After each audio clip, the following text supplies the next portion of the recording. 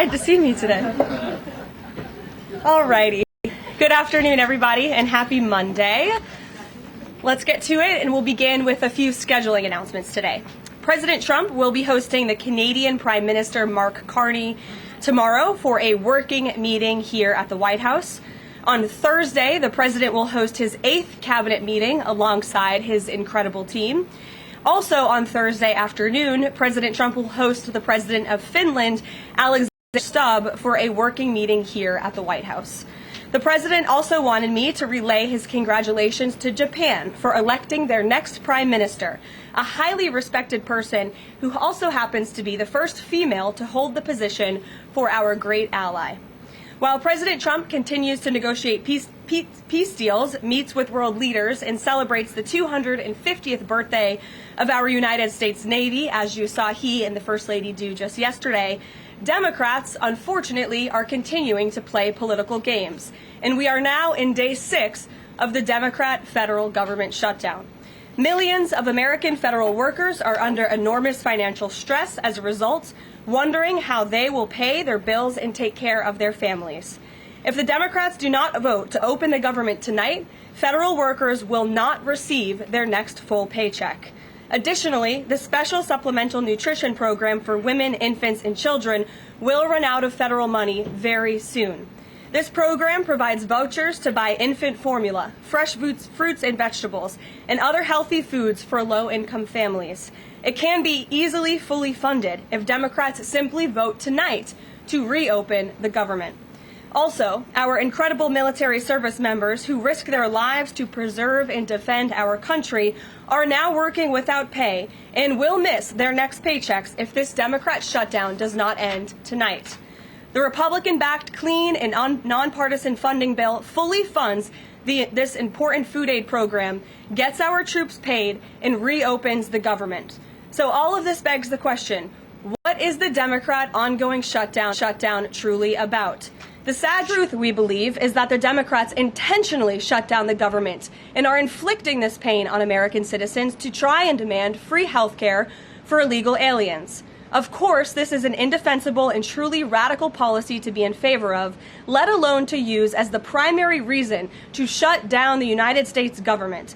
So the Democrats and their allies are desperately lying about their true motivations. We have to set the record straight with the facts so the American people understand what's really at play here. House Republicans passed a clean and nonpartisan funding bill to keep the government open and ensure our troops and other hardworking Americans are paid. Every single House Democrat except one voted against this clean and nonpartisan funding bill. Senate Republicans have subsequently tried to pass this same clean funding bill 4 separate times, and they will do so again tonight, to fully pass it to be sent to the president's desk for signature. And the president is ready to sign this bill to reopen the government as soon as it is sent to his desk. Yet every single Senate Democrat except 3 have voted against this clean and nonpartisan funding bill. The Democrats' current position is that the only way the American government can reopen is if illegal aliens can get free health care. Don't take my word for it, just look at what's inside of the Democrats' proposal to reopen the government. Their funding proposal would result in nearly $200 billion spent on health care for illegal aliens and other non-citizens over the next decade. To put this in perspective, $200 billion is enough money to fund the entire children's health insurance program, which provides health insurance to low-income children and women. Under the Democrats' proposal, the millions of illegal aliens who improperly were granted asylum and paroled under the Biden administration would once again be allowed to receive Medicaid benefits. It does not end there. The Democrat proposal would also require Medicaid to pay more for emergency care provided to illegal aliens than it does for American patients who are disabled, elderly, or children. When someone shows you who they are, believe them. The Democrat Party has unfortunately closed our government, costing Americans their jobs, threatening our military readiness, harming our economy, and causing chaos, all to help the illegals who broke into our country. Instead of holding illegal aliens accountable and removing them from our country, which is what this administration is trying to do every day, the Democrats want to give them the free benefits paid for by the American taxpayer.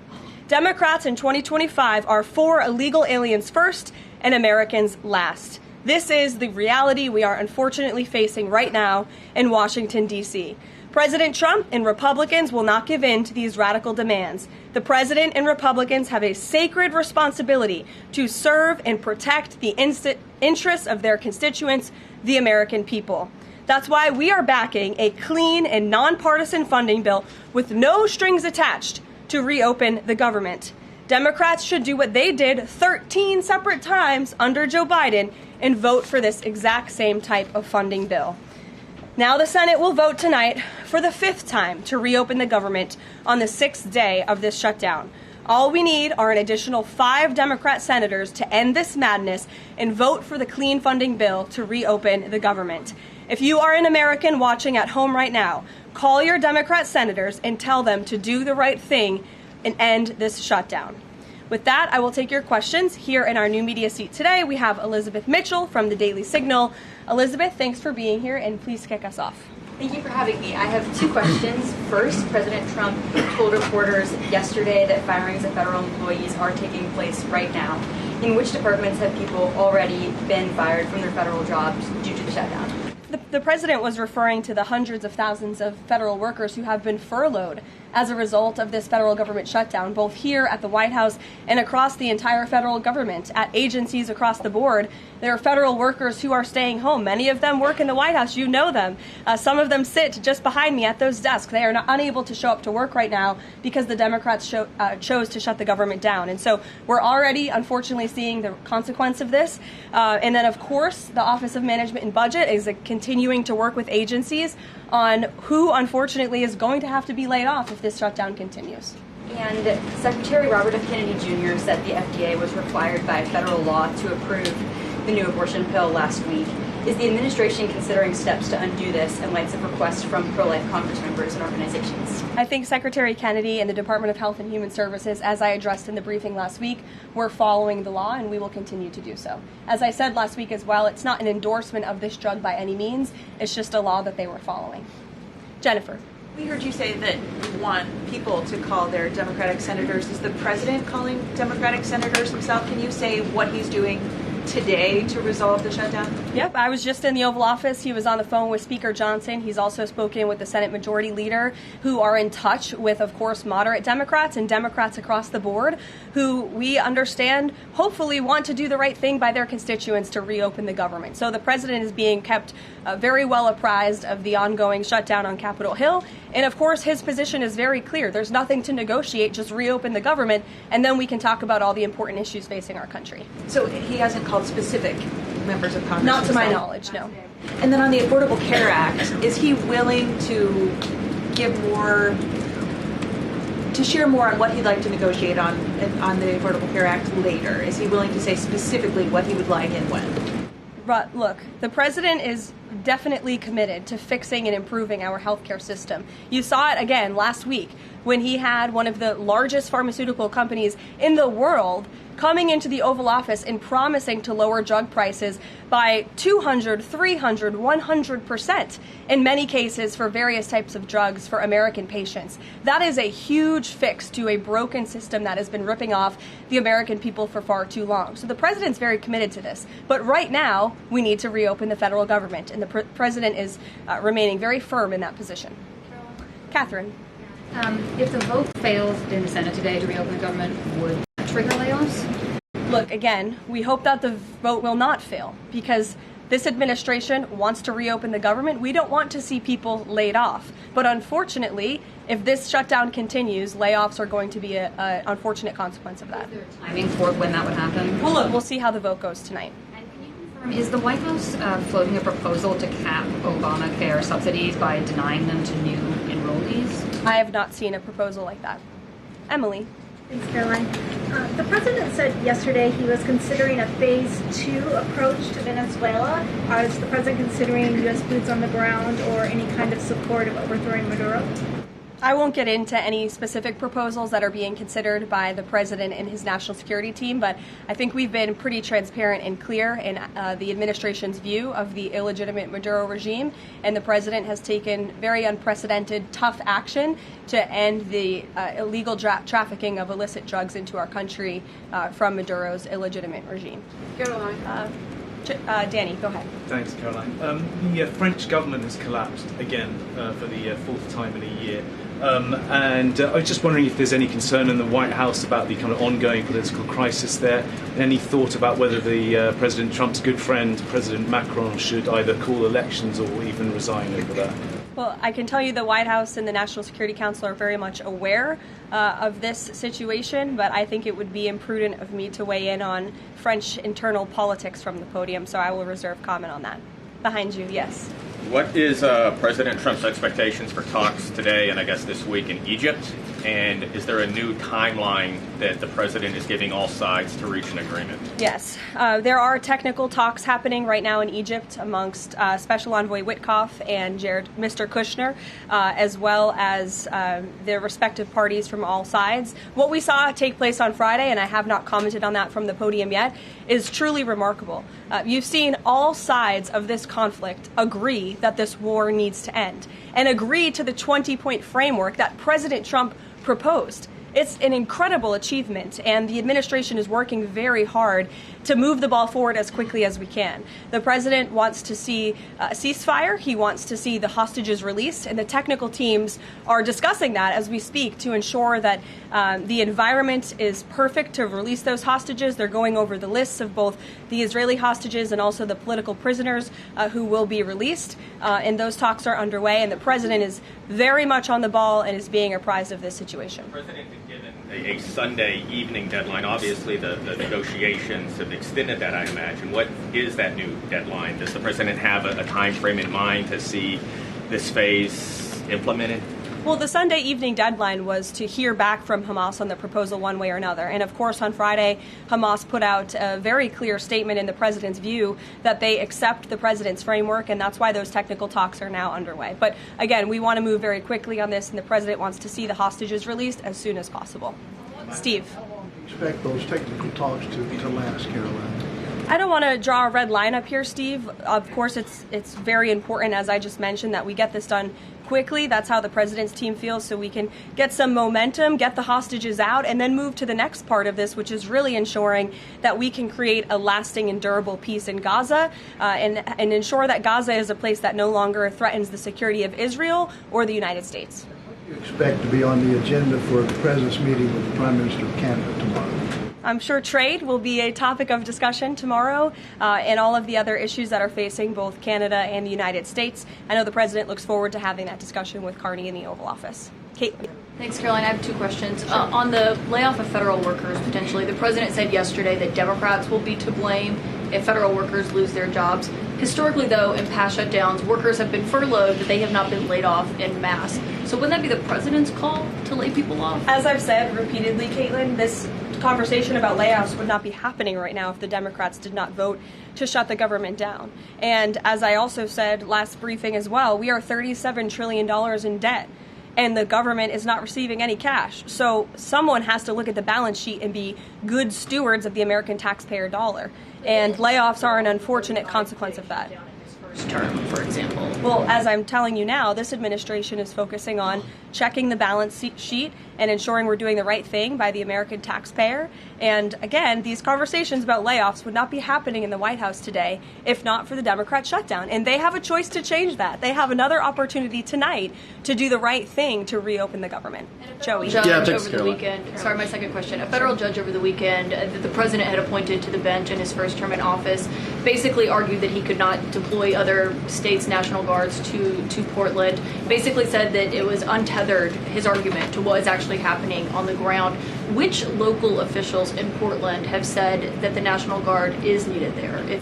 With all due respect to that judge, I think her opinion is untethered in reality and in the law. The president is using his authority as Commander-in-Chief, U.S. Code 12406, which clearly states that the president has the right to call up the National Guard in cases where he deems it's appropriate.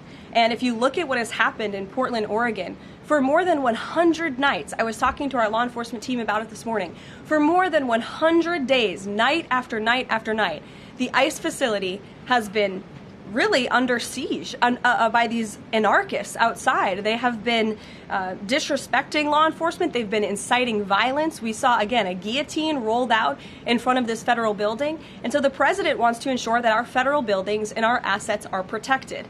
And that's exactly what he's trying to do. And ultimately, in the case in Los Angeles, that judge ruled in the Ninth Circuit, that panel of judges ruled that those troops could remain and that the president was well within his authority to do so. So we are appealing that decision. As you know, we expect a hearing on it pretty quickly. And we're very confident in the president's legal authority to do this. And we're very confident we will win on the merits of the law. But no local officials that you can point to that have said we need the National Guard? Because I spoke to the police chief of Portland last week. He said that the president's claims just don't match up with what's happening on the ground. I would encourage you as a reporter to go on the ground and to take a look at it for yourself, because there's been many members of the press, not press in this room, but independent journalists, some of whom we'll be inviting to the White House very soon to share their stories, because they have been in the middle of these riots and they have witnessed the anarchy that is taking place night after night. It's on video. You should play it on your show. You have a great opportunity on prime time on CNN to show your audience. Yeah, but you're probably talking to partisan Democrat officials who are opposed to everything this president does. You should also ask the people who live in Portland. We've actually heard from many members of the community who have said that this is complete civil disobedience. It's a mess. It's been loud. It's been troubling for neighbors in the community who are just trying to live peacefully. And these people are not there to peacefully protest. They are there to cause mayhem and havoc. Yeah, Karoline. Stephen, go ahead. Thank you, Karoline. Two questions. First, do you have a reaction to reports that thousands of Cuban troops are deployed alongside Russia fighting in Ukraine? And on a very different matter, the president last week floated in an interview with our colleague Daniel from One America a rebate for tariffs of up to $2,000 per person. Is that plan contingent on the Supreme Court's upcoming ruling on the legality of the tariffs? And is the White House preparing for legislation to make that happen? Sure. On the first point, I have not seen that report, Stephen, but I'll check in with our national security team after this and we'll get you an update. To your second point about the tariff rebates, I think it's an idea that the president has discussed and floated with his team of advisors, but no decision has been firmly made at this point in time. Why don't we go to the back? Owen. Good afternoon. Good afternoon. A few days ago, President Trump demanded Jay Jones of Virginia get out of the race for condoning political violence in a text message against a Republican politician a few years ago. He hasn't left the race. He hasn't dropped out. What's the president's reaction? Well, as you know, I'm not at liberty to discuss political races from the podium. I think the president himself made his position very clear, and I think anyone could agree the messages that were sent by this Democrat nominee for Attorney General in Virginia are really shocking, alarming, and completely unacceptable. He was threatening to kill his opponent and his opponent's children, and that type of rhetoric has zero place in our country, and the president was absolutely right to condemn that. One more, please. Sure, go ahead. Thank you. The Democrats have questioned and scrutinized the president's comments about using potentially the military, American cities, as training grounds for the military. And when you look at Portland, Chicago, local and state officials say that their local law enforcement is able to handle the situations, these protests on the ground. The president says that Portland is burning, using that as justification for the National Guard in Portland. But when you look here in Washington, D.C., the president just last week said it is now a completely safe city, and there are still National Guard members on the streets that are not involved in ICE activities. Can you provide the justification for the White House here in Washington, D.C., why the National Guard members continue to be out on the streets? Because Washington, D.C. has invited the National Guard here. Why? Because the mayor is doing the right thing, unlike mayors in other cities like Portland, as Caitlin and others have pointed out, who refuse to see that there are positive results from when local law enforcement works with federal law enforcement to do the right thing on behalf of their citizens. And Washington, D.C. is no doubt a safer city right now, today, than it was a few months ago when President Trump started this initiative to make D.C. safe again. And the National Guard is still here because the president and the mayor agree that it's a good thing for the city. Just like you're seeing in Memphis, for instance. We'll have National Guard deployed to Memphis. We have federal agents who are on the ground working with state and local law enforcement. The state police in Tennessee are part of this effort. The local metropolitan police in Memphis are part of this effort.